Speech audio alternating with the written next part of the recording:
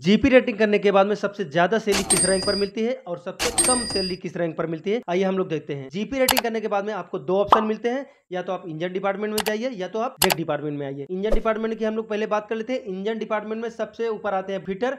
Fitter की salary 1 lakh से start होकर 1,60,000 पर मंथ हो सकती है। फिटर के बाद आते हैं ऑयलर, इनको मोटरमैन भी कहते हैं। इनकी सैलरी 1 लाख से 1,30,000 पर मंथ हो सकती है। ऑयलर के बाद आते हैं वाइपर। वाइपर की सैलरी 55,000 से लेकर 75,000 पर मंथ हो सकती है। वाइपर के बाद आते हैं ट्रेनी फिटर। ट्रेनी फिटर की सैलरी 40,000 से स्टार्ट होकर 65,000 तक हो सकती है। इंजन रूम के बाद अब हम आते हैं डेक डिपार्टमेंट में। डेक डिपार्टमेंट में सबसे ऊपर आते हैं बोसन। बोसन की सैलरी 1,20,000 से स्टार्ट होकर 1,60,000 हो सकती है। बोसन के बाद आते हैं पंपमैन। पंपमैन खाली टैंकर स्पेशल पर रहते हैं। इनकी सैलरी 1,15,000 से स्टार्ट होकर 1,80,000 तक हो सकती है। पंपमैन के बाद आते हैं एबी। एबी की सैलरी 1 लाख से स्टार्ट होकर 1,30,000 तक हो सकती है। एबी के बाद आते हैं ओएस। ओएस की सैलरी 65,000 से लेकर 1 लाख तक हो सकती है। अगर आप भी मर्चेंट नेवी ज्वाइन करना चाहते हैं जीपी रेटिंग या सीसीएमसी के थ्रू, लेकिन आपको कुछ भी नहीं समझ में आ रहा है कि कहाँ से तैयारी किया जाए, क्या पढ़ा जाए, क्या आता है, बहुत नर्वसनेस फील कर रहे हैं, तो आप एक काम कर सकते हैं। ये जो व्हाट्सएप का नंबर दिया गया है, इस पे आप जीपी रेटिंग या तो सीसीएमसी लिख दीजिए।